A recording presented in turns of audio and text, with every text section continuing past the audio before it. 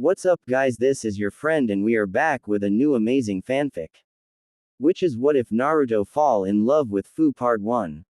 And if you guys enjoy this fanfic, then please give me hype instead of comment and subscribe to my channel for more fanfic like this. And now let's start the amazing fanfic.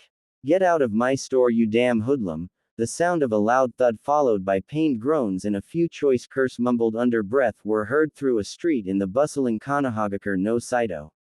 Of course, the young blonde boy from whom these muttered annoyances were uttered in irritation went completely ignored by the rest of the world save for one particularly irate shop owner who stared at the boy with poorly concealed hatred. What's the big idea, old man? I gotta get shuriken and kunai so I can train to be a ninja. The only reply the whiskered child received was a huff of contempt as the burly shopkeeper turned away. As if they would ever let a brat like you become a ninja. He was about to slam the door to his shop closed to emphasize that point, but thought better of it, quickly turning to stare heatedly at the blue-eyed visage that was the unwitting center for so much hatred in the village. And don't ever let me catch you in my store again, or there'll be hell to pay. With that, he finally slammed the door closed, the small door sign flipping to open by the breeze in a twist of irony. Yeah, just you see. The young blonde turned to the rest of the people in the street, who continued to go about their day as if this event weren't even happening. You'll all see. I'm gonna be Hokage one day. With that, the whiskered child took off down the street at a surprising speed for such a small and obviously malnourished boy. After he was gone, the residents of the busy shopping district turned to watch him go, some of the older women whispering in hushed voices. Did you see him today? Disgraceful. I don't know what Hokage-sama is thinking, allowing someone like that to join the Shinobi Academy. I know, my little Amy-chan would be in the same year as him. I just know he'll try to corrupt her. Well, I know for sure I'm warning my boy away from him. That little demon won't destroy the next generation as well. Of course, all these conspiratorial whispers were lost on the running child, who was too busy staving off tears percolating at the edge of Hi's vision. Hey Gigi, I need your help. Glittering blue eyes blinked in surprise at the empty office, framed by the panoramic backdrop of Konoha in the expansive window that lit the room. Gigi. The young blonde looked around in mild confusion. It was rare he wasn't able to find his grandfather figure in his office, often poring over various sheets of paper that confused the whiskered youth when he tried to read them over the man's shoulder. He's not here. Well, I guess he's out doing ninja stuff. He is the Hokage after all. With that simple piece of 7-year-old logic sorting out his confusion, the boy quickly went to work. Immediately he headed around the back of the large, ornate oak desk, which was piled up with copious stacks of various mission reports and budgeting requests. Not that the blonde was at all interested in those. Instead, he began to rifle through the drawers of the desk, uncaring that he was messing up the painstakingly sorted filing system. Finally, with a whine of annoyance, the whiskered blonde threw up his hands in defeat before running them through his messy golden locks. Why doesn't Gigi have any shuriken or kunai? Suddenly, a mischievous grin that many Anbu had come to take warning of over the years split his lightly tanned face. As he looked over at the large picture of the fourth Hokage on the wall. Gigi thinks I don't know about his super secret hiding spot. The grin still splitting his whiskered cheeks, the blonde quickly made his way over to the framed photo, pulling it to one side in a smooth motion to reveal a large tall safe. The old man shouldn't underestimate Naruto Uzumaki. The small boy pressed his ear to the cold metal, never once noticing the strange arrangement of kanji and symbol that spread out from the point of contact that glowed a welcoming blue before fading back into the safe. He twisted the dial with well-practiced hands until the last click echoed through the empty room. With a small cry of success, Naruto swung the large metal door open, only to frown with displeasure. He had seen the old Hokage open the safe many times, but he had never seen what was inside. Of course, his childlike mind had instantly thought up many cool and mysterious possibilities, which were all the more reason he was disappointed. A stupid scroll. Of course, the scroll was about as tall as Naruto was himself, but that was besides the point to the young blonde. Of all the things for Gigi to keep in an awesome safe like this, and he chooses a dumb scroll. With a small sigh, the blonde tried to pick up the scroll anyway, never noticing the 3 sets of hands that instinctually tightened over their kunai pouches in the darker corners of the ceiling. With a grunt of effort, Naruto managed to lift the enormous scroll about an inch before he was forced to drop it with a dulled thud. Squinting his eyes in an incredible impression of a fox, Naruto frowned at the large scroll before noticing a glint of metal. With a cry of success again, the blonde reached into the safe, pulling out his prize. His cry of delight, however, quickly changed into a look of intense confusion. What kind of weird kunai is this? He turned it over in his small hands, noting the odd 3-pronged shape and kanji written on a slip of paper wrapped around the handle. With a sigh, he tossed it back into the safe. It was obviously useless with such a weird design, probably some ancient antique his Gigi was keeping as a relic of the past.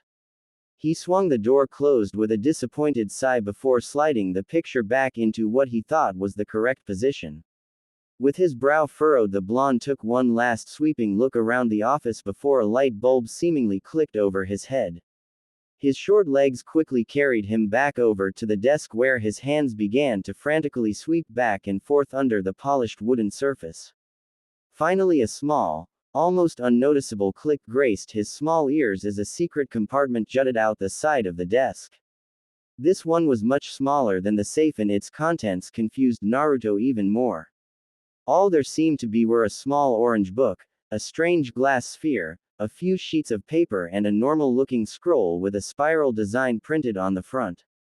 Nothing again. How can Gigi have no kunai in his office? Naruto slammed the small compartment back into place with an irritated grunt before walking out of the room, a silent black form dropping down to the floor behind him out of his notice.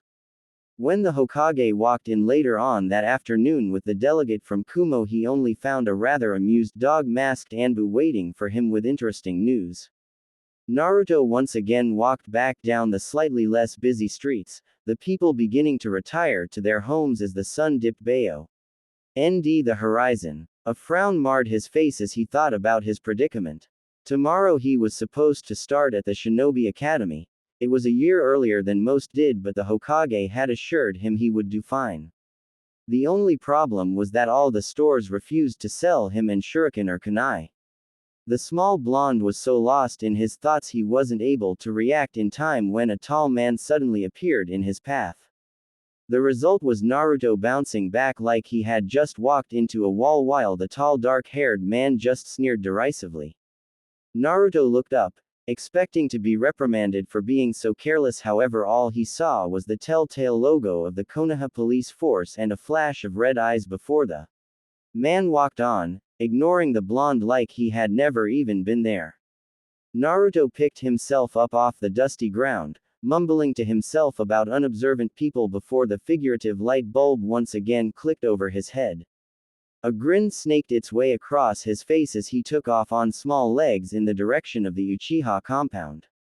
Those people with the funny red eyes always have kunai pouches. I'm sure if I borrow a few, nobody would notice. With that in mind, and with a small chuckle to himself, Naruto quickly found himself winding through the streets towards the western districts of Konoha.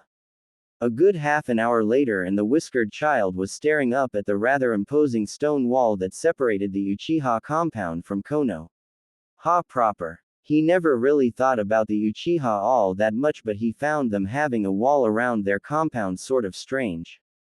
With a small dismissive shrug, he quickly began to scale the wall, using handholds and cracks that would normally be too small for any other hand to grip. Finally, with a slightly comical wiggling of his legs, he flipped himself over and dropped to the ground on the other side of the wall. He rubbed his head sheepishly as he looked down at the small flower bed he had crushed from his impromptu landing, but quickly pushed it from his mind. It was darker now, the sun having fully set beyond the horizon, and it provided Naruto with great cover as he stealthily, at least to him anyway, made his way through the back garden of whoever's home he had landed in. Strangely, none of the lights in the house were on. It wasn't that late at night. In fact, Naruto would usually be preparing himself a cup ramen for dinner about now. To satiate his curiosity, he peered in through a low window, but sure enough, the house seemed deserted. However, instead of trying to think why, the blonde just grinned. This would make it all the easier to grab some kunai or shuriken. He tried to lift the window, but it wouldn't budge an inch. With a small grunt of annoyance, Naruto abandoned it and quickly hurried back through the garden, out onto an M.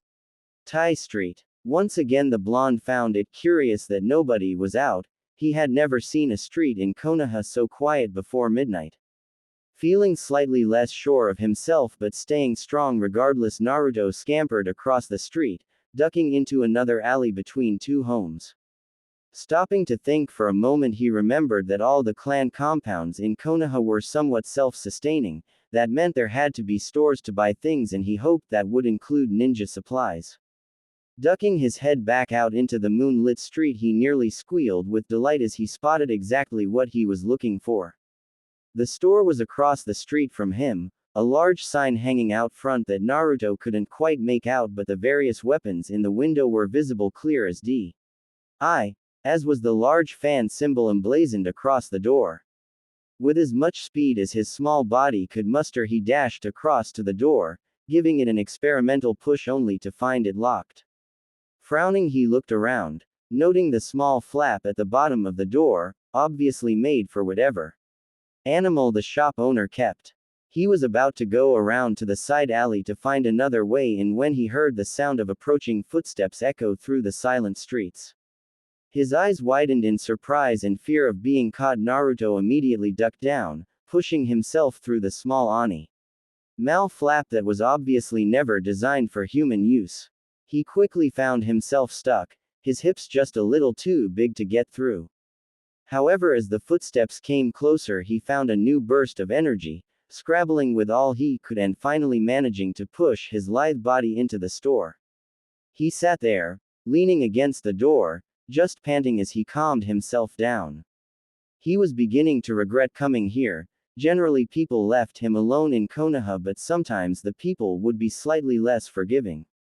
He noticed the people with red eyes tended to be among that group. Check around some more, I was sure I heard something. Naruto's heart nearly stopped beating in his chest as he heard the obviously male voice call out from the street. Yeah, I don't see anything, I'm sure you were just hearing things. I swear, you've been too jumpy lately, gotta calm down. Another voice joined the first, sounding much closer than his companion, making Naruto break out in a cold sweat.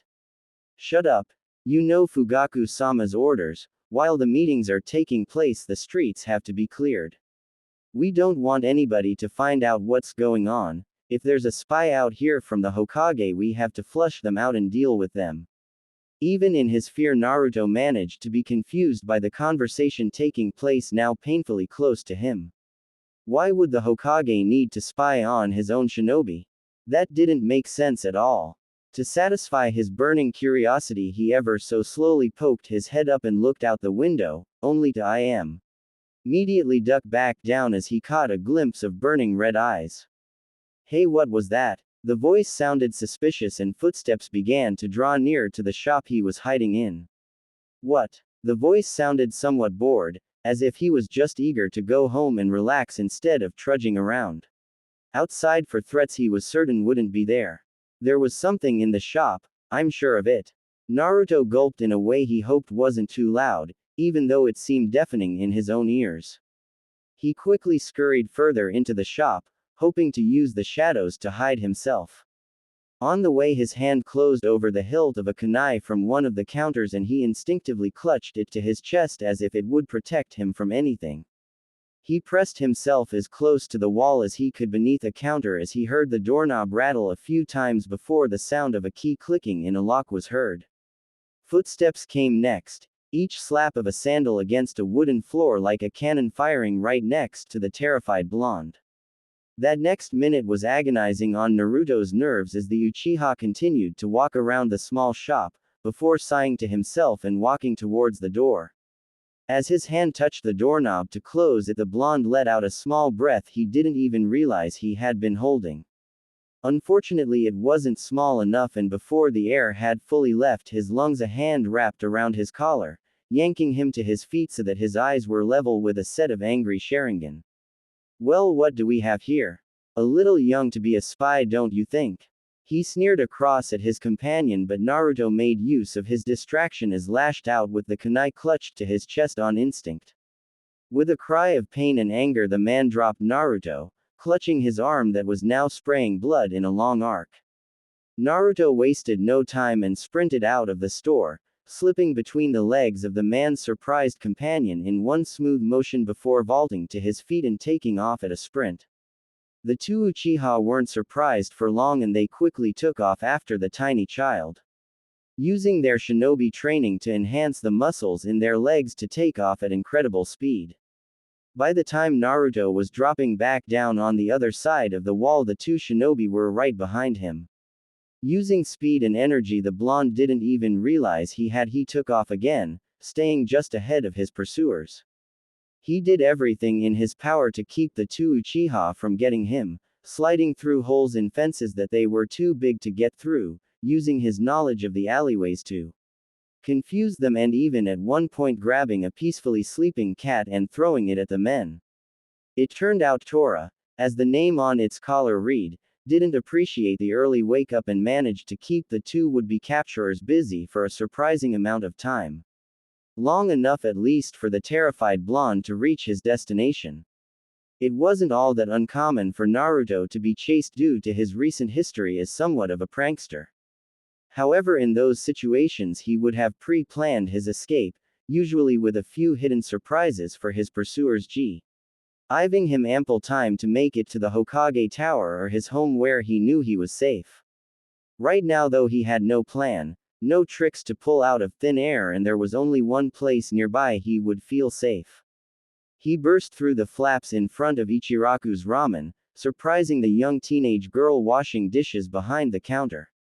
She didn't have time to even cry out in surprise before the whiskered blonde had jumped the small counter, using the seats as a springboard. The brown-haired girl just looked down at his quivering form in shock, but only had time to do that before two men appeared in front of her, almost making her drop the bowl she was cleaning in fright. Quickly regaining her composure, she placed a well-worn smile on her face. "Welcome to Ichiraku Ramen, I'm Ayame, how can I help you?" One of the men, his Sharingan active and spinning wildly, gave the small shop a once-over before giving a contemptuous snort. He span on his heel and marched out, the scowl on his face only intensifying. The man behind him gave Ayame an apologetic look before hurrying out after his companion. Letting out a small sigh, Ayame turned to the still shaking Naruto, a small frown alighting on her usually upbeat and smiling face. "What did you do now, Naruto?" She let out another sigh as the blonde boy gave her a sheepish, if not slightly strained smile as he rubbed the back of his neck, out of habit or nerves she couldn't tell. She finally allowed a soft smile to play across his lips as she offered him a hand, which he gratefully took, clinging to her arm like a lifeline. She brought him around to the back of the shop, leading him like a stray dog to the couch in the small living space back there. "Just stay there, Naruto, I'll go make us some tea, okay? Then you can explain whatever silly prank you pulled this time." Naruto gave a small quivering nod, earning him a glowing smile as Ayame quickly moved back to the kitchen area.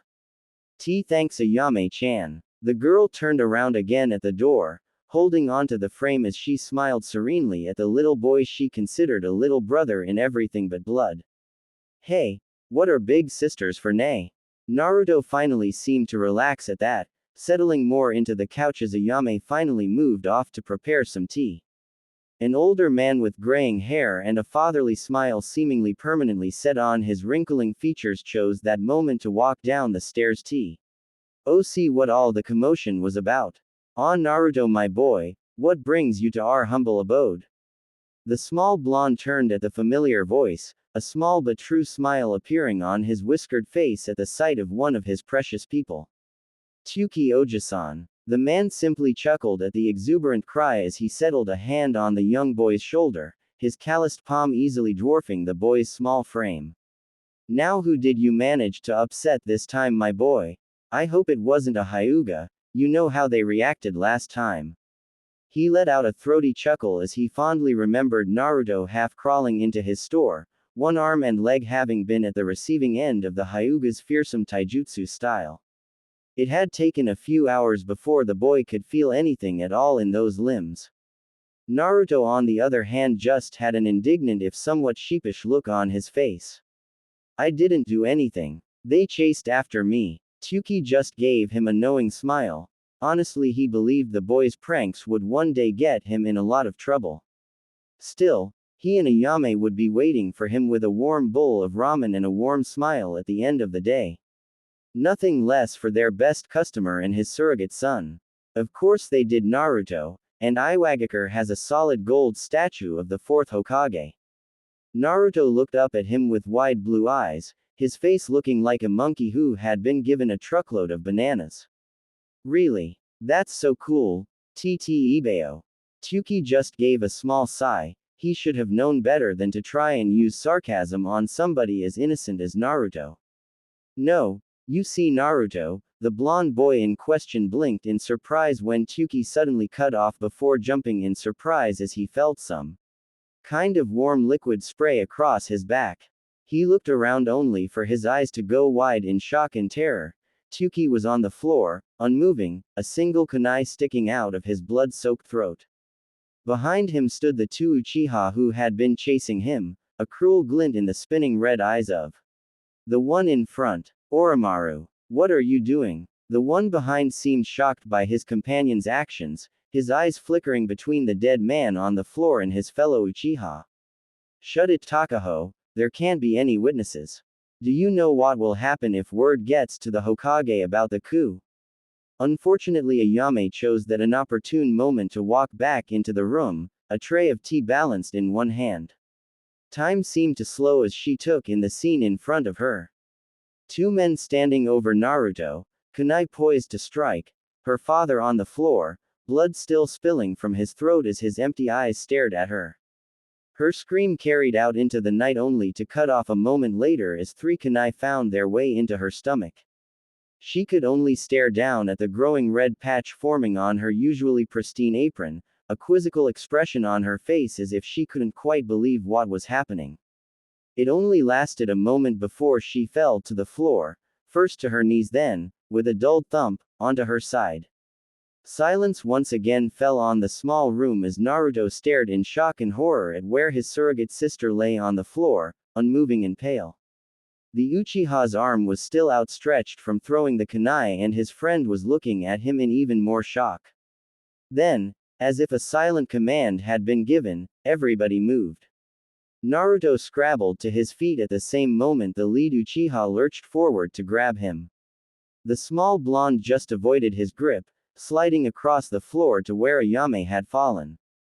Ayame Nichan. Please, Ayame Nichan. He tugged fruitlessly at her clothes, willing her with all his might to wake up, to turn over and show that she was okay, that she was still alive. Suddenly rough hands grabbed him by the collar, yanking him around to face Sharingan eyes once again. The black tomo framed by fields of red spun slowly at first before picking up speed. Soon they were a blur, as hypnotizing as they were frightening. Naruto suddenly felt incredibly drowsy, like a huge portion of energy had been ripped from his body. He couldn't explain it, it was like a battery had been pulled out of him, leaving him cold and tired. Out of slowly closing eyes he caught sight of his hands, colored red by Ayame's blood, and suddenly something new welled up in his chest. Anger, a blind, roaring fury that he had never felt before. Fury at these people for taking those people precious to him, rage at the world that could be so cruel to him, and most of all anger at himself, at his own inability to protect the people that meant more to him than his own life.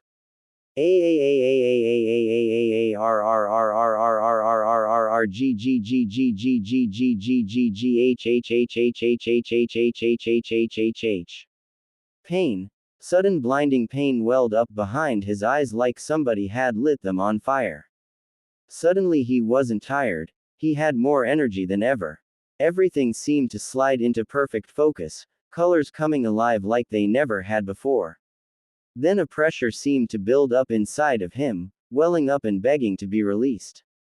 Everything flashed for a brief moment in perfect clarity, time frozen as if captured by a picture, then, nothing. Naruto woke up with a groan. He wasn't sure how long it had been, but he definitely wasn't in the hospital of his apartment, so it couldn't have been long. In fact, when Naruto looked up, he could see the night sky. The moon stared back at him blankly. He lifted his head wearily, surprised to find himself in what looked like a large crater in the ground. He didn't want to be here to explain what happened when Ninja arrived, so he quickly staggered to his feet. His vision swam for a moment, but in a way he was unused to. Everything seemed more vivid than it used to. Colors were brighter and far more visible than they should be this late at night. What's more, a strange glow seemed to permeate the area, as if everything was emitting a strange ethereal light. Confused and disoriented, he quickly clambered out of the crater, his hands finding purchase on the recently disturbed earth with surprising ease. After a few moments of aimless wandering down the road, he finally stopped, falling to his knees. He never even noticed when he passed right out the gates, the Chunin guards strangely absent from their post. He just stared at the ground for a moment, the hard paving stones feeling rough and uncomfortable underneath his knees, not that he particularly cared. First one, then two small drops of liquid pattered onto the ground, staining it a slightly darker color. He stayed there for a while, just crying to himself silently as the full force of what happened hit him. At some point the skies above him opened and the rain began to pour, lightly at first but with increasing intensity. It was as if the heavens themselves shared in his lament. The only family he had ever known, the only people he had ever known to truly love and care for him were gone. Killed in front of him. Not only that, but he had killed. There was no mistaking the sight of the two mangled corpses next to the large crater, the police force symbol emblazoned on ragged strips of cloth. It didn't matter that he had no idea how he did it, he just knew he did. One moment there was a surge of power behind his eyes, the next he was waking up in a nightmarish scene. He hadn't even seen Ayame or Tsuki's bodies, and he wasn't sure he wanted to after seeing the state the two Uchiha were in. After what seemed like an eternity of just kneeling there in the rain, Naruto pulled himself back onto two shaking legs. He couldn't go back, not now, not after he had killed two shinobi of the leaf. He may have been called naive and sometimes even stupid, but he knew the punishment for murder. With a choked sob he nearly fell back to his knees. He was a murderer. What would his Gigi think of him now? What would Ayame or Tsuki think? They were the kindest, most caring people he had ever known. What would it be like for the Hokage to have to sign his death warrant? He shook his head viciously. He wouldn't let that happen. He would just go away, far away where he couldn't hurt anybody anymore and nobody could hurt him. His mind made up, if not still slightly shaken, Naruto took first one hesitant step before breaking out into a run. He didn't know where he was going, and at that moment he didn't particularly care, just that it was away from Konoha, away from what used to be his home. Chiriku was having a strange day, that much was certain when his teacup had unexpectedly cracked, staining his robes. After that, one of the clocks on the walls had fallen off as he passed, and he had found a dead bird on his windowsill. He had never been a particularly superstitious man despite being a monk. He had seen far too much in his time in the 12 Guardian Ninja for any of that nonsense. Even so, it was fairly hard to ignore all the strange omens he was receiving. And now he was on guard, dutifully patrolling the grounds of the fire temple. It was normally a rather mundane task, loathed by his fellow monks almost as much as grave duty. So imagine his surprise when he stumbled across a small blonde child, looking as if he hadn't eaten in some days, just lying in the middle of a forest clearing. He may have been a trained warrior, but he was a monk first, so his first inclination was to rush over and see if the child was okay. He let out a small sigh of relief when he felt a pulse from the boy's wrist and immediately picked him up. His first reaction seemed to be right. The child was terribly malnourished and would require immediate care. He was walking back quickly when the boy began to stir, making soft groaning noises as he subconsciously buried himself further into Chiriku's warm body.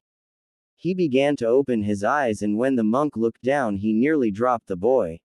After all, it wasn't every day you looked into the rippled pattern of the Rinnegan. Ah, I see you're awake, that's good. Naruto's vision was fuzzy at best as he opened his eyes, his head swimming from exhaustion and hunger. He tried to lift his head only to suddenly feel incredibly nauseous, nearly falling off the somewhat Spartan bed he was lying on. Careful, child, you shouldn't be trying to move just yet. A wrinkled but strong hand gently grasped his shoulder, guiding him back down onto the bed. The blonde tilted his head slightly, wincing as a light on a far wall nearly blinded him. What's going on? Where am I? His voice sounded incredibly weak, his throat dry. As if in answer, he suddenly found a wooden cup pressed up against his parched lips.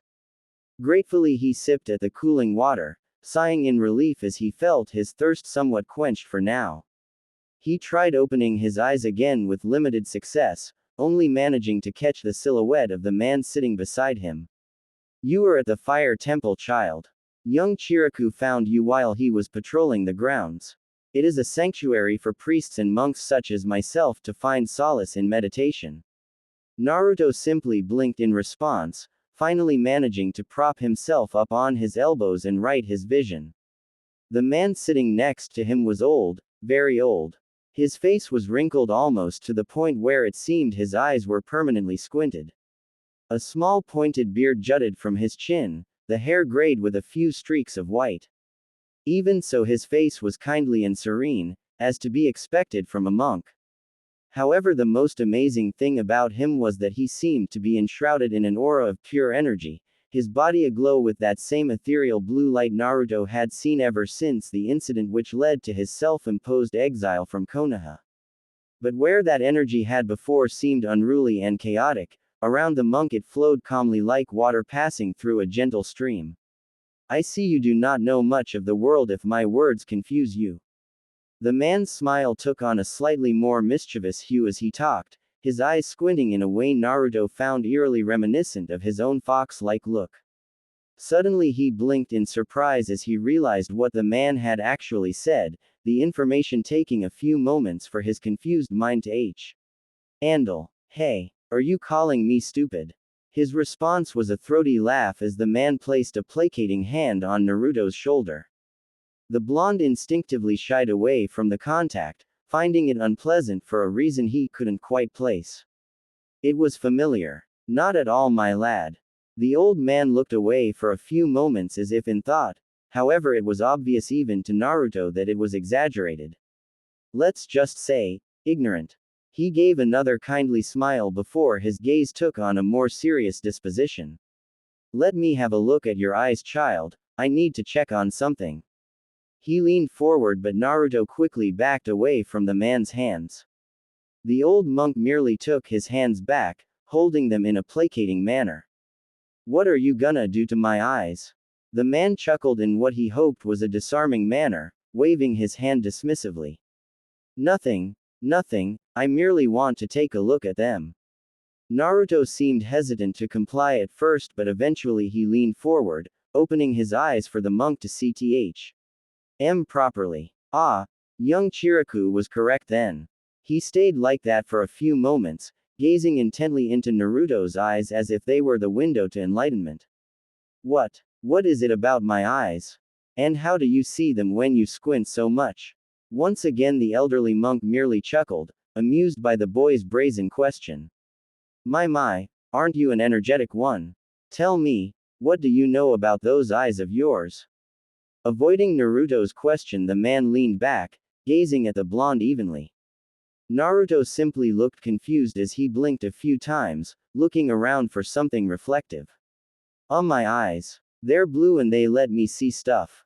What's it to you? The wizened monk raised an eyebrow at that as he reached inside the sleeve of his robe, producing a small hand mirror. Blue, you say? Is that what you see? Naruto took the small mirror presented to him with caution, before nearly dropping it in surprise. He stared intently into the reflective glass, looking one way, then another just to check what he was seeing was real. My eyes. What happened to my eyes? They look all weird. As Naruto fretted about his new appearance, the old monk gazed at him calmly. However, a few more wrinkles appeared on his brow as he leaned back in. Those, my boy, are what are known as the Rinnegan, a dujutsu like the Sharingan or Byakugan. The blonde, drawn away from the mirror in his hands by the elderly voice, gazed at the monk in confusion. Dojuku. Sharingan. Bakulan. The monk chuckled to himself, not sure what he was thinking, trying to explain things such as these to a child. He offered a hand which the blonde seemed at first hesitant to accept, but in the end took it anyway. Walk with me, child, we have a lot to talk about. Naruto gazed up at him, his new steely purple eyes wide with childlike innocence, even though behind that was something else.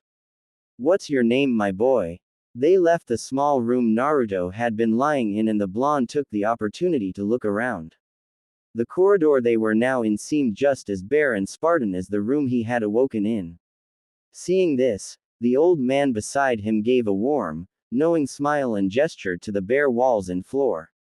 This is a temple, child, we have little use for material possessions or gains. They are distractions from the pursuit of enlightenment. Seeing Naruto's confusion, he chuckled, rubbing the back of his head sheepishly in a very un-monk-like manner. We don't have a lot. Understanding now, the boy's eyes widened as he nodded his head. Yeah, I didn't have a lot back in Ko, he trailed off, looking down at the floor with a frown, the hand that wasn't occupied in the monk's clenching into a fist.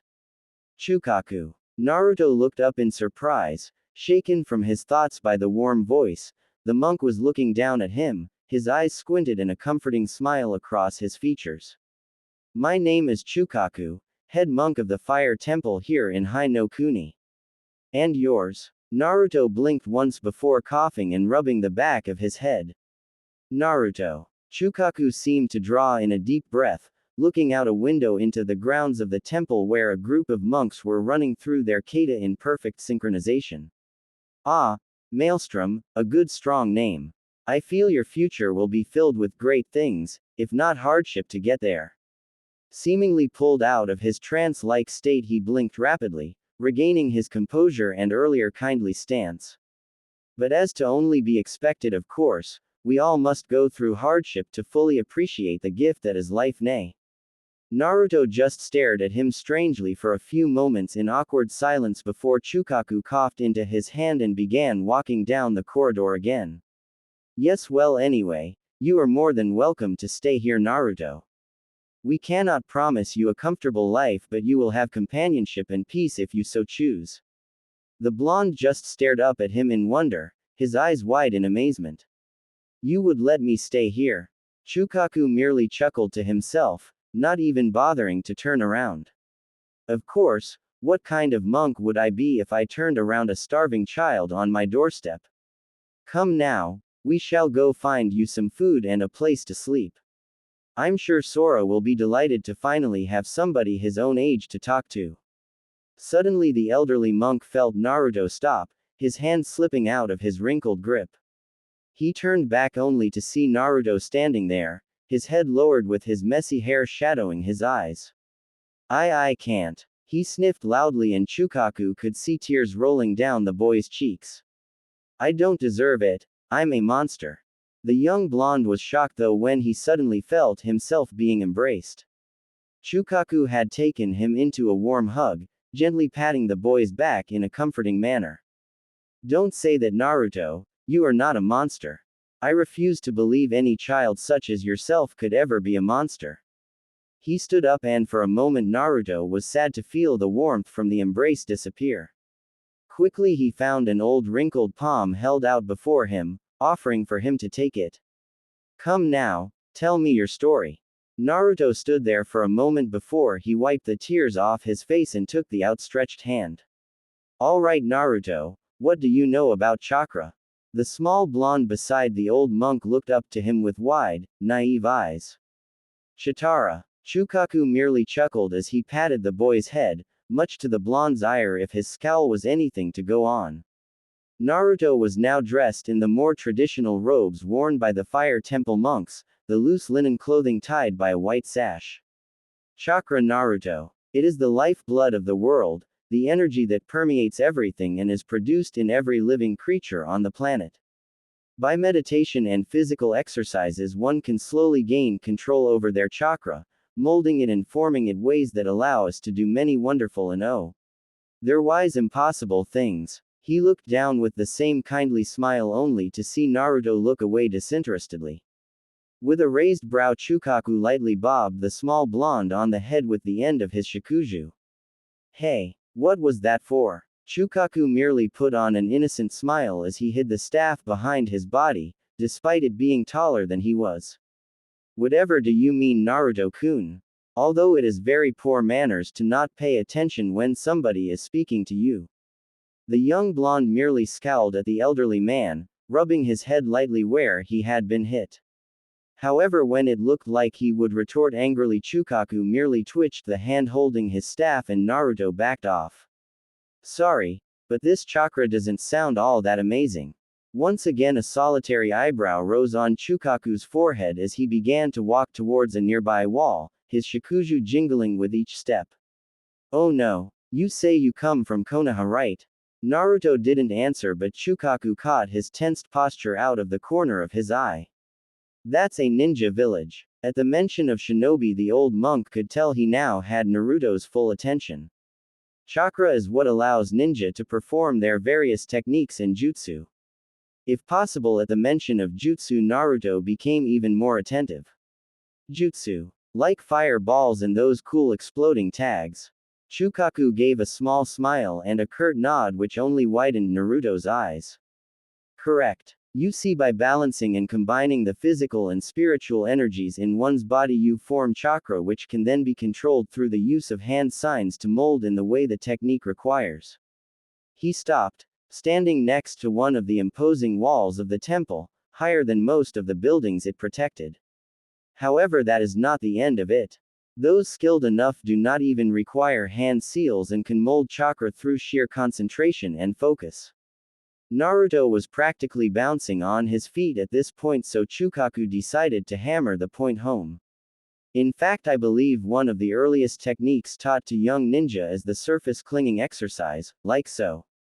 With that, the old monk kept walking, putting first one foot, then another on the wall until he was high above Naruto, who could only stare up with amazement in his eyes.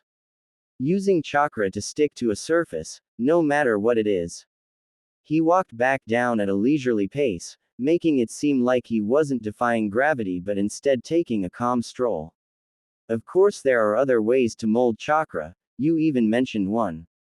At that, the blonde gained a confused expression which made Chukaku chuckle lightly. Those exploding tags, they work slightly differently. Instead of molding chakra inside the body, you apply it to special seals that mold it for you in whatever medium you choose, usually ink. This is a branch of the ninja arts known as fuinjutsu. It has as many, if not more uses than its more traditional counterparts. At this point, Naruto seemed to have calmed slightly, just allowing himself to absorb all the information he had been given. So, what does chakra look like? Chukaku gazed at Naruto oddly for a few minutes before quietly chuckling to himself, irritating the young blonde. Hey, it's not like it's a dumb question or anything. The elderly monk quickly quietened down, patting Naruto's back fondly as he sighed. No, of course not. In fact, it is an excellent question, but probably one I should be asking you, all things considered. Naruto just looked up at him and in a manner as eloquent as ever he simply said. Huh. This time Chukaku suppressed his chuckle as he knelt down on creaking knees to look Naruto in the eye. You, my boy, are the one with the dujutsu, those rare eyes that allow humanity a glimpse at the unseen. He looked around, finally settling his gaze on a nearby pebble which he picked up. What do you see here? Naruto just blinked at the small rock, unsure if it was a trick question or not. A pebble. Chukaku just nodded with an expectant gaze. Is that all you see? Naruto just nodded with a furrowed brow. Yeah, why? Is it some kind of sacred stone or something? Chukaku laughed out loud at that as he absently tossed the stone over his shoulder. Of course not, my boy, it's just a pebble. Now look at me, what do you see? Again Naruto seemed puzzled by the question as he gazed at the old monk intently. I see you. Chukaku gave a sagely smile as he stood up to his full, if rather unimpressive full height. But is that all you see? Naruto blinked at that, frowning as he peered at the old monk. Well, you have this weird blue outline like you're glowing. Finally Chukaku grinned, patting the small boy on the shoulder as he turned to move on further into the temple. Well then there's your answer. What you are seeing, or at least I can only assume, is chakra, my chakra to be specific. You could not see it in the pebble because it is not alive, so it cannot produce its own energy like plants or animals can. At this Naruto frowned, falling into step behind the wizened monk. But the pebble had an outline too. Chukaku stopped at that, blinking once before turning back to look at Naruto. It was kind of green, but it was weird, like I couldn't quite see all of it, like a puzzle piece without the rest of the puzzle. He groaned at that, one hand going up to pull at his hair in aggravation. I don't know how to explain it, but it's like that. Chukaku merely patted him gently on the shoulder, a serene expression on his face. It's all right, Naruto. Some people have spent their entire lives trying to unravel the mysteries of chakra and the many forms it comes in. Few succeed and fewer still are willing to divulge that information. In fact, the first, and last, was the very same man whose eyes you share. Naruto looked up in surprise at hearing there was somebody else with eyes like him. Who? Chukaku gave him a mysterious smile as he pushed open a door into a large room, filled with shelves stacked to the brim with various books and scrolls. The old monk walked over to one of the older shelves in the room, some of the corners having gathered many cobwebs.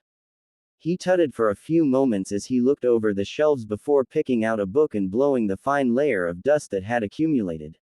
He opened it, skimming through the pages until he came across what he was looking for. This man, the sage of the six paths. He dropped the book onto the desk, earning him a few stern looks from the other monks trying to read, as well as a small cloud of dust which had Naruto coughing. When his eyes finally stopped watering, he looked down at the page the book was open to. It was an image of a man, or at least the silhouette of a man, standing before an enormous beast with 10 tails and a single red eye filled with 9 tomo in concentric circles. A sword was in one hand and a shakuju in the other, held up as if warding the beast off. It seemed to be a rubbing of a wood carving, as there were no photos from that era. Who was he? Chukaku looked down at the image of the man said to be the founder of Shinobi, the first man to both discover and unravel the mystery of chakra. Well, by your eyes I suspect your ancestor, distantly of course. He was said to have lived over 1,000 years ago after all. Chukaku flipped the page, revealing another image, this time of a rather crudely drawn but nonetheless shockingly similar image of a pair of Rinnegan eyes. Naruto traced the circles radiating out from the pupil with awe in his eyes, even as his other hand lifted up near his own eyes. What was he like? Chukaku chuckled lightly at that. He could remember standing before this very book in one of his countless sessions with his own master, the previous head monk, asking that very same question, so he knew just what to say. Unfortunately, not much is known about him. History doesn't stretch that far back as far as written records go. From what we know, he seemed to be some kind of wandering holy man, spreading his teachings about chakra and peace. Eventually he battled a great evil, banishing it from the world forever. Naruto thought back to the enormous creature from the first image and shuddered. He couldn't imagine fighting something like that, and it was only a picture. He was also said to have created the moon. Naruto spun around, looking up at the older man with incredulity, to which the monk just chuckled. But I don't put too much stock in that particular legend. Naruto returned to slowly tracing the image of the Rinnegan, awe in his eyes. He must have been powerful. Chukaku just nodded at his side, an intense look on his wizened features as his gaze drifted from the book to Naruto himself. You know, they say his power came from his eyes, the eyes you now have. Naruto turned back to him, blinking in confusion as Chukaku placed a warm and firm hand on his shoulder. You may have been given a powerful gift, even if the circumstances were terrible. Those eyes give you unrivaled potential, and with that potential comes great responsibility. I just hope you'll remember that when you have power one day. Naruto stared at him for a moment with wide eyes before nodding resolutely, fire in his eyes. Good. I see great things in your future, Naruto-kun. Now come. There's somebody I want you to meet. Chiraku-senpai, why are we out here? The small blonde was sitting in the middle of the largest training ground in the temple. It was towards the back and surrounded by high stone walls with the same seals that protected the main door of the temple. It was used by monks seeking to train new techniques that they hadn't fully mastered yet, where they wouldn't pose a threat to the rest of the temple. For safety reasons, Naruto, we don't want anybody getting hurt when we try this. Naruto just groaned as he rocked back and forth. The large stone slabs that made up the floor were very uncomfortable. Try what? You keep acting all mysterious, senpai. Chiraku finally gave a satisfied nod as he looked over 3 seals he had been setting up on the wall of the training ground. It mirrored the 3 others on all the other walls, chakra suppression seals. The bald monk honestly didn't believe that such a small boy could pose that much danger, but his master had told him to take extra precautions, so that is what he was doing. Okay. We're all ready to start now, Naruto, are you ready? Chiraku turned to face his latest student. The two had been properly introduced shortly after Naruto and Chukaku's talk in the library. Naruto had thanked him for saving him, and quickly the two developed a teacher-student type relationship. It was refreshing for the warrior monk to have a new inquisitive mind to ask him questions.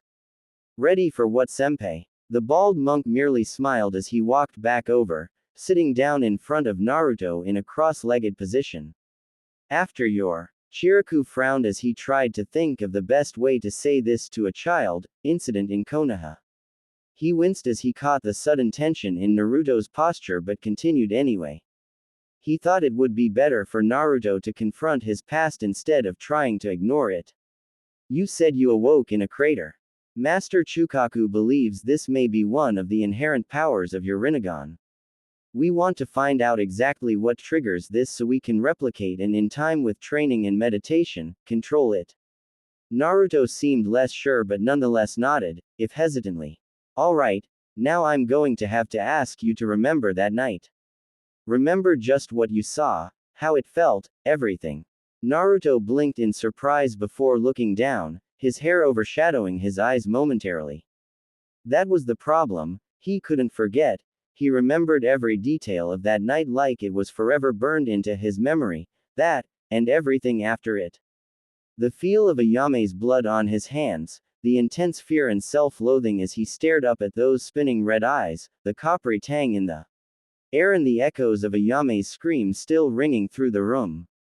Chiraku became alarmed as he felt an enormous amount of chakra build up inside Naruto. It was far more than a boy of his age should have been able to mold. Heck, it was big for a Chunin-level ninja. He backed away from the boy when he noticed tears begin to stream down his face, the pressure building up inside him growing stronger as the chakra was diverted to his eyes in one massive burst. Words that weren't his own suddenly appeared in Naruto's mind. It felt like saying them was the most raw thing in the world, instinctual almost. Shinra Tensei. Just like that, the room exploded. When the smoke finally began to die down and Naruto stopped coughing, he once again found himself in a large crater, this time slightly shallower thanks to the seals suppressing a great deal of the mage. Even so, the effects of whatever he did were immense. Cracks had appeared in the slabs all around the crater, in some cases snaking out to the walls. Now that he could actually observe the after effects, he could see it wasn't a perfectly circular crater. Most of the damage was in front of him, making it more egg-shaped. He blinked suddenly as he realized something was wrong. Chiraku-senpai. Naruto glanced around, not spotting the bald monk anywhere, at least until the rest of the dust in the room settled. Chiraku-senpai. The blonde dashed to his feet, rushing over to Chiraku's still form propped up against a wall. His robes were tattered and in places torn, while it looked like he himself had been thrown against a very hard rock, repeatedly. Naruto just stood there in front of him, his eyes wide and watering. He collapsed bonelessly to his knees, his fingers clutching the fabric of the older monk's robes tightly as his body was racked by intense sobs. Suddenly he felt the body beneath him move as Chiraku took in a shuddering breath. The trained mink looked up into the mop of blonde hair trying to bury itself into his chest before chuckling lightly, only to wince in pain as his chest burned. Well, the first thing we need to do is work on meditation. Can't have you doing this to every training ground we have, nay. The small blonde looked up, tears in his eyes and staining his whiskered cheeks before he wrapped his tiny arms around Chiraku as far as he could. The monk winced at the pressure but just resigned himself to rubbing comforting circles on the boy's back as he looked around the training field. The damage was immense, even with the suppressing seals that he knew for a fact could withstand an A-ranked fire jutsu without so much as a scorch mark. Yet here this 7-year-old body had managed to put a crater in it about a foot deep with just a simple burst of chakra, at least that was what it had seemed like. It was certainly no wind jutsu. Chiraku had felt his share of those sparring against Asuma. He had never seen anything quite like it before, and that said a lot in his opinion. Such power for one so young. Master Chukaku was right about you, Naruto. You will grow up to be strong. The bald monk smiled at the thought even as another streak of pain flared in his chest, and I'll be there to guide you along the way for as long as I can. Chukaku looked up from his meditation as he heard a knocking on his fusuma. Soon after, Naruto meekly shuffled into the room, his hair hanging over his eyes as he managed to find something incredibly interesting about his feet. Yes, Naruto-kun, what can I do for you? The boy looked up for a moment, catching the older man's gaze for a split second before looking away. In that moment Chukaku saw fear, regret, a whole multitude of emotions running across those rippled purple eyes. I don't think I can do it. Chukaku stood up at this, walking over to the now trembling boy. Do what, Naruto? He placed a hand on Naruto's shoulder only for the boy to pull away, wrenching himself out of the firm grip. Everything. This training. Learning to control this power. He looked up now and it was painfully obvious the boy had been crying. His eyes were reddened and there were still streaks running down his cheeks from the tears he had shed. Please, Master Chukaku, I don't want to hurt people anymore. Chukaku sighed at that, kneeling down on his old knees so he could look at Naruto from his level. Naruto, you wanted to be a shinobi, didn't you? The blonde looked up at that, blinking in confusion despite the new tears already welling up in his eyes. Did you know that as a shinobi you would have been asked to kill people? Chukaku almost flinched as he saw the horrified look on the boy's face. He hated to see such innocence lost, but he knew Naruto would only torment himself further if he didn't do something now. No ninja is without blood on their hands, not even the Hokage. Chukaku shook his head at that, especially not the Hokage. Naruto had stopped shaking now, looking at the elderly monk with a look caught between his sorrow and slight interest. But do you know what separates most shinobi from common thieves and murderers? Naruto blinked once, somehow unable to tear his gaze away from Chukaku's as he slowly shook his head. They know what they fight for, be it for the home they spent so long protecting, or the bonds they made with the people they care about in order to protect them. The elderly monk sighed, even he had at one point fought and killed. You know, Naruto, after some men experience war and bloodshed they forever vow never to harm anybody ever again, to shy away from all conflict. His eyes hardened at that as he almost lost himself to a lifetime of nostalgia and regret. Those people are cowards. Naruto's eyes widened at that, his shuddering had stopped and the tears were no longer flowing. Seemingly remembering what he was doing, Chukaku looked back around, a warm expression back on his face. You see, Naruto, peace is not about avoiding fights, it's about choosing them. Naruto blinked in an uncomprehending manner as Chukaku once again grasped him firmly on the shoulder. He didn't shy away from the touch this time. Choosing them? The head monk nodded once, a rather far-off look in his eye before he shook it off. You have a great power at your disposal and with patience and training you can master it, becoming strong, very strong. But it is what you do with that strength that will define what kind of person you will become. Knowing how and when to use that power is what matters. The quest is finding what exactly you are willing to fight for, and that is a journey every human will embark on at some point in their lives. Chukaku left it at that as the room descended into a calm but not uncomfortable silence. Finally, the small blonde seemed to find some resolution deep inside himself and nodded firmly, spurred on by the kindly monk's words. I think I understand now, thank you, master. Chukaku just gave a small serene smile as he watched the blonde quietly exit his room, a thoughtful expression that had no place on any child's face firmly set into his features. Chukaku sighed as he got back up and walked back to the spot he was in before to resume his meditation. Before he did though, he took one last look at the retreating shadow he could see through the Fusama. I hope so, Naruto-kun, for your sake. Damn it, Naruto. Stop moving around so much. The sound of limbs slicing through air and the occasional grunt of exertion echoed through the small training room on the eastern edge of the fire temple as two combatants constantly moved back and forth in a graceful dance of punches and kicks. Maybe you just need to move faster, Sora. A grinning blonde ducked under another high kick before gracefully sliding through his opponent's legs. Before he could remove the other combatant's base though, the other boy jumped up, aiming for a heavy axe kick. At the last moment though, he suddenly found himself falling faster than he expected, throwing him off balance and leading to him falling in a crumpled heap on the ground. That's another point to me, Sora. The dark blue-haired boy looked up with a pained groan at the hand outstretched in front of him before taking it with a few mumbled curses. How many does that make now? 5-2. Sora scowled at the grinning blonde before pushing the hand away in irritation. I would have had you that time if you hadn't used your gravity manipulation. It's cheating. Naruto just chuckled as he patted his friend on the back. All's fair in love and war, as Chiraku-senpai says. Sora just scoffed as a smile finally broke out on his face. Yeah, and what would Chiraku-senpai know about love? At that, both boys burst out laughing, the joyous sound bouncing around the small training area. Oh. At the sound of a third voice, both boys immediately froze before shakily turning their heads to look into the amused expression of the very man they had been talking about. And what does Chiraku-senpai know about love? Outside, two monks were passing by the training ground when they heard two loud gulps followed swiftly by two even louder thumps. The monks simply looked at each other once before sighing and continuing on with the same thought.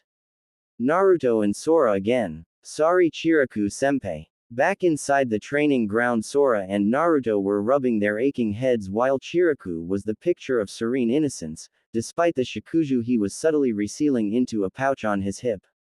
Now boys, final bell is about to ring, we don't want you all sweaty before you go to bed, you know how Shigesu would feel about that. Both boys nodded immediately with slight fear in their eyes. They knew exactly how the old grumpy keeper of the temple would feel about that in the mirror though. T had them rubbing various phantom pains. Alright, Chiraku-senpai, but first I gotta show you something. The older monk simply raised an eyebrow at the excited blonde. A year living in the temple really hadn't done all that much to calm his energetic spirit. Would this thing happen to be a certain technique Master Chukaku has forbidden you from using in any of the indoor training grounds? The blonde smiled sheepishly as he rubbed the back of his neck, glaring at Sora as the other boy chuckled behind his hand. He was remembering the other times Naruto had supposedly mastered the more powerful techniques at his disposal. No, come on, Chiraku-senpai, I swear I have it this time. I know what I was doing wrong. The older monk stared at the whiskered child for a few moments as Naruto bravely met his gaze before sighing and gesturing outside. Fine, but not inside, we don't need a repeat of last time. As if to stress his point, he looked across the open field they were entering to a large hole in the wall. L on the far side. The result of Naruto's latest attempt at his technique. Not gonna happen, just watch me. With an excited cry, Naruto dashed across the fields to face one of the pre-prepared training dummies before adopting a standard fighting stance. Sora dropped to the ground, getting comfy for something he was sure was going to be hilarious while Chiriku watched more intently. Naruto relaxed himself, concentrating on the pool of energy deep inside himself, drawing it out and directing it through his body. He allowed it to build up inside him but controlled it from becoming too strong. He had learned the consequences of that the hard way. Finally, he pushed the chakra to his eyes and hand at the same time, simultaneously bringing one arm up so his palm faced outwards in one smooth motion. Shinra Tensei. Sora and Chiriku could only watch on amazed as the training dummy was summarily obliterated by the veritable wall of gravitational forces slamming into it. It soared across the field, flying out of sight over the roof of the next building over, raining stuffing and bits of hay down. As it went, unfortunately that wasn't the only thing that went flying. Whoa! Almost as fast as the training dummy was blasted away, Naruto was sent flying back in the opposite direction. However, he came to a much quicker stop, embedded in a wall a few feet away. Like a marionette with its strings cut, he flopped to the ground, leaving a surprisingly accurate imprint of his body in the wooden wall. A few seconds of silence passed before Sora burst out into an uncontrollable fit of laughter. Even Chiriku had to stifle a few chuckles before walking over and helping his student up from the ground. I'm impressed, Naruto. You finally managed to direct the force of the technique, although you might need to work on counteracting that force on yourself. Naruto just nodded limply, his eyes looking slightly distant as he gazed up at the three sets of his senpai looking down at him. Soon after, Sora came over and gave Naruto a shoulder to lean on, but not before he finished his laughing fit. Even so, while he found his friend's misfortune as funny as any good friend would, he had to be impressed by the sheer power behind the attack. He certainly wouldn't want to be on the receiving end of it. All right, Chiriku-senpai, I'll help Naruto to his room. We were going to have another spar, but I don't think he's in that condition right now. Chiriku just nodded once before turning and retiring to his own quarters, even as the evening bell began to toll around the temple. Sora hefted Naruto up so that his arm was slung around his friend's shoulders and began walking in the direction of the living quarters. You're always doing this, you know. His only response from the blonde was a groan and a small chuckle which made the monk in training smile. You're always trying to do the impossible. Again, he didn't get much of a response from his injured friend. Even so, you'll go ahead and try it over and over again until you get it right, won't you? He looked down and found Naruto grinning weakly up at him, a knowing glint in his squinted eyes. And then you'll try and one-up me. Sora chuckled at that but didn't deny Naruto's statement. What can I say? You're a bad influence on me. And stop doing that, you look like Master Chukaku when you narrow your eyes. Naruto just nodded wearily before allowing his head to droop again. By now they had reached Naruto's room, and with a bit of maneuvering on Sora's part he managed to slide open the fusuma and lie Naruto down on his futon. Get some rest and we'll see tomorrow how the score turns out. He looked around when he got no reply but saw that Naruto was already asleep. Sora just chuckled as he slipped out of the room quietly. His friend was a real idiot sometimes. Sora, this is Naruto. He'll be staying at the temple with us for the foreseeable future and I want you to show him around the temple. Blonde hair peeked out nervously from behind Chukaku's robes, catching the young trainee monk's attention. Ohio, I'm Naruto. The blue-haired youth just stared at the boy for a few moments before tentatively holding out his own hand as they shook. It was an obviously awkward scene, neither child having had good experiences with people their own age, or in Sora's case, no experience period. Good. I know you two will become the best of friends. Now I have some paperwork to do, so run along. With that, the elderly monk turned on a heel and calmly trotted away from the scene. So, what's it like being a monk? Sora just blinked at the whiskered boy before looking away at a wall. I don't really know. I've always lived here, so I don't know much else, but it's nice. Naruto nodded at that with a small smile as his posture became less tensed. So what do you do for fun? Sora blinked again, finding this very different to talking with the monks who were always very reserved and self-assured. Well, we have breakfast in the morning followed by meditation and training, then lunch then. Quote. Naruto waved his hands in front of him, cutting the boy off. No, I mean like for fun. In your spare time and stuff. When you're not training or anything. Sora frowned as he looked at Naruto. This was a surreal experience for the boy, that was for sure. Well, the library is always available for recreational reading. Naruto blinked once before hanging his head down, a metaphorical cloud suddenly appearing over his head. That sounds so boring. Sora suddenly gained a tick mark over his eye as he slammed Naruto over the head with his covered AR. His eye twitching in irritation. The monk's pursuit of enlightenment is not boring. It's a spiritual journey into one's soul, and as such, Sora trailed off as he saw Naruto miming along to his words with his hand with a decidedly unimpressed look on his face. Like I said, boring. The blonde flopped to the ground, adopting an incredibly poor attempt at a meditative pose. I mean, what's the big deal with sitting like this anyway? Sora's eye began to twitch again, suddenly regretting getting lumped with this obvious idiot.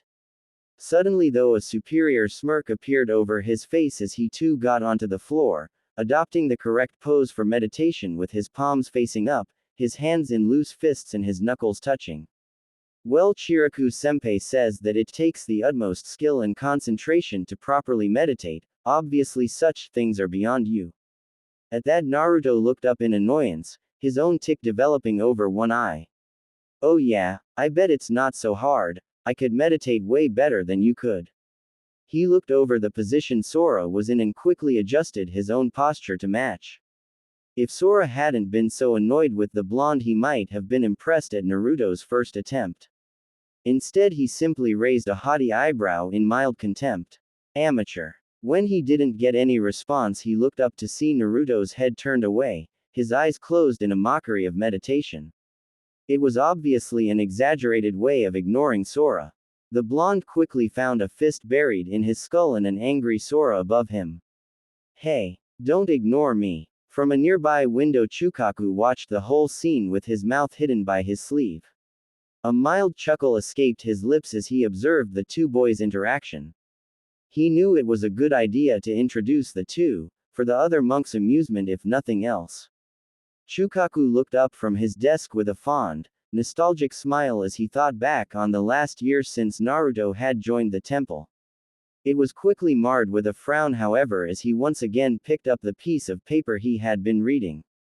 He sighed as he placed it to one side, quickly drafting up the same response he had written every time he received a letter like this.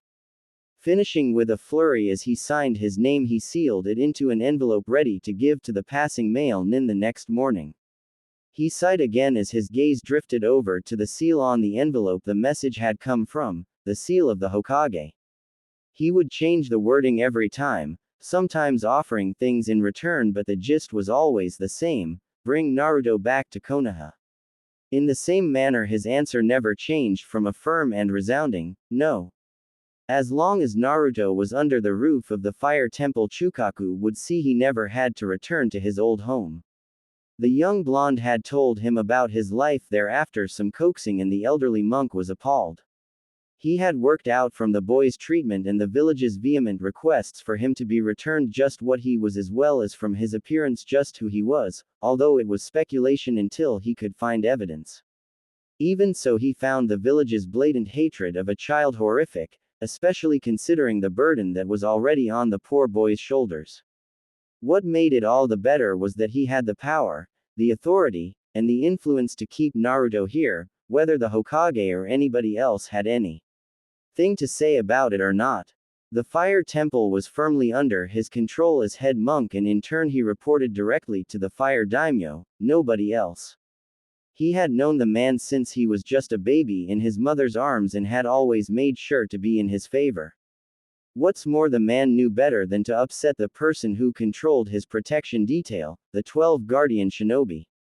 Of course, it was always Naruto's decision. If the boy ever actually wanted to return to his old home, Chukaku would not stop him. He would of course be sad to see the boy leave. The temple had been a much brighter place since the boy was introduced. However, he had never seen any indication Naruto wanted to leave. In fact, the boy seemed incredibly happy here, like he had found a smile long since thought forgotten. Chukaku was suddenly broken from his musings as he heard a loud commotion somewhere outside. He moved to the window, a troubled frown creasing his already wrinkled brow as he spotted what looked like a fire on the other side of the temple. However, it was when he saw the first flicker of red and felt a malevolent aura wash over the area that he immediately rushed from the room. Naruto's short-lived sleep was troubled, filled with orange fur and blood-red eyes before he awoke with a start. Cold sweat covered his body, making his robe stick to his skin uncomfortably as he panted. He took a deep breath before raising himself onto his elbows. Glancing over at the clock on his wall, he noted it had only been about half an hour since Sora had brought him to his room. More than that, though, there was a presence in the air, weighing down on him like an invisible weight.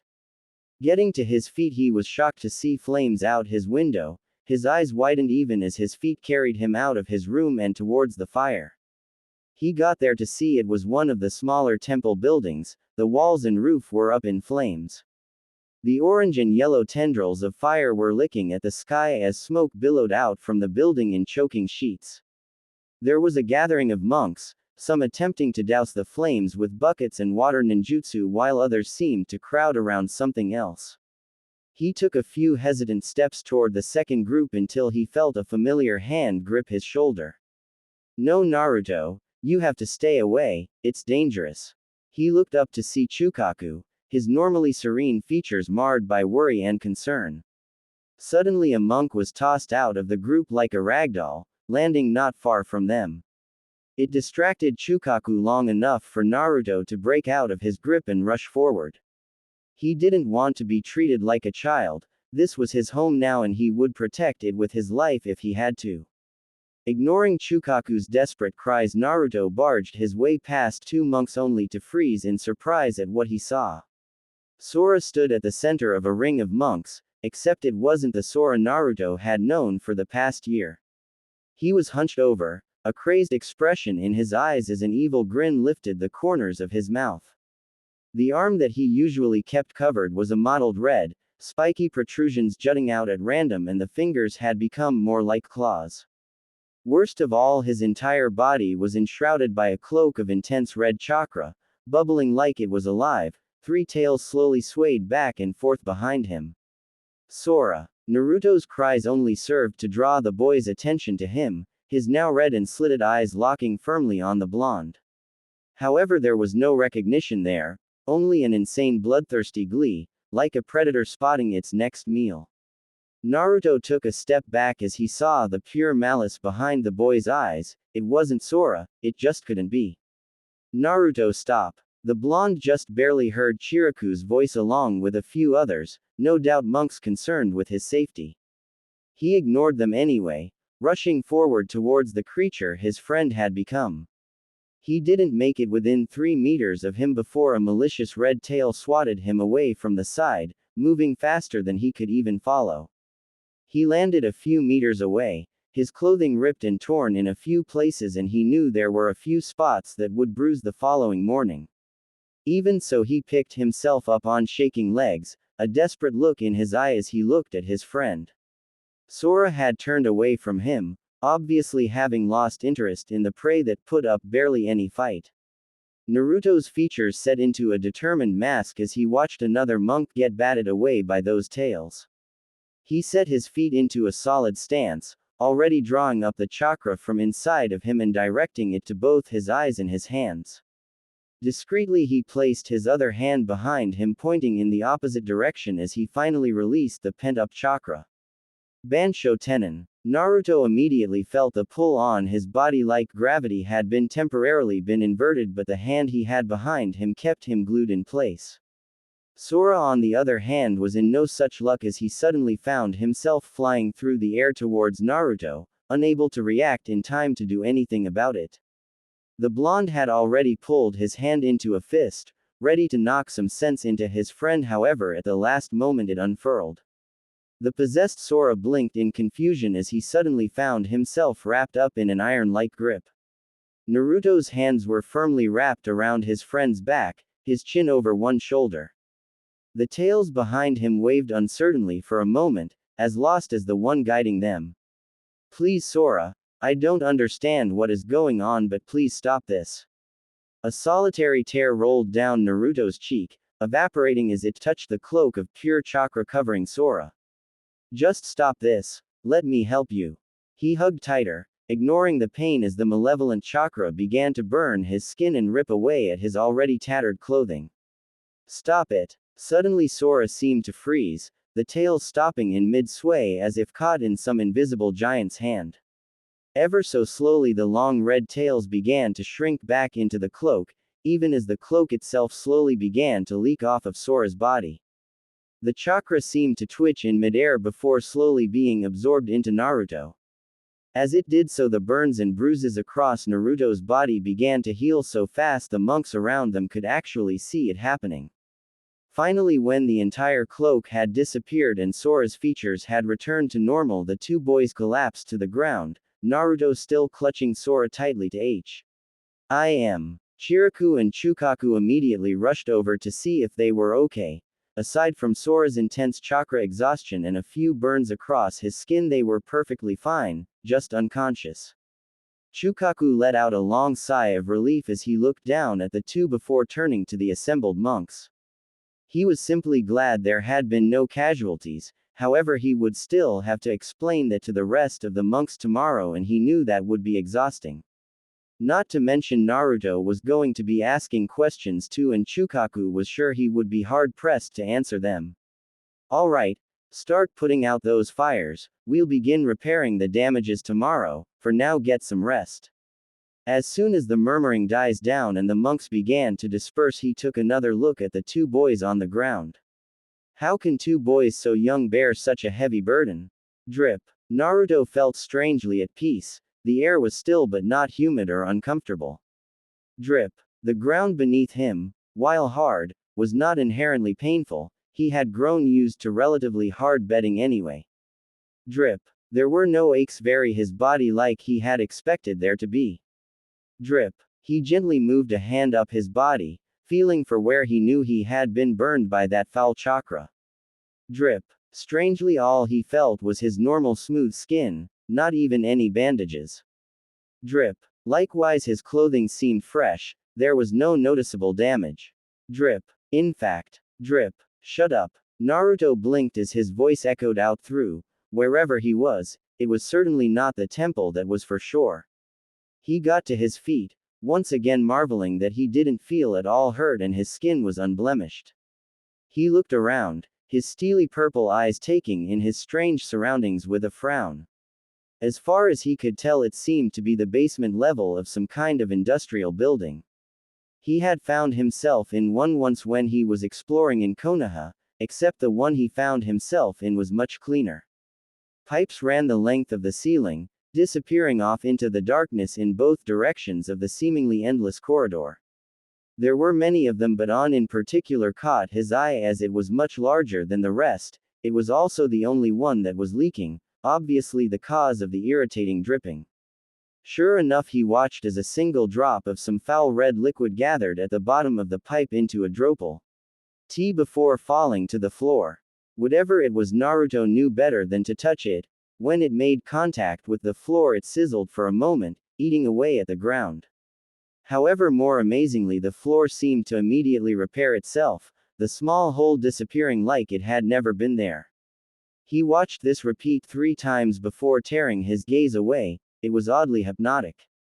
Having nothing better to do, Naruto began to walk down the corridor. It didn't seem to matter which way he took, they looked exactly the same.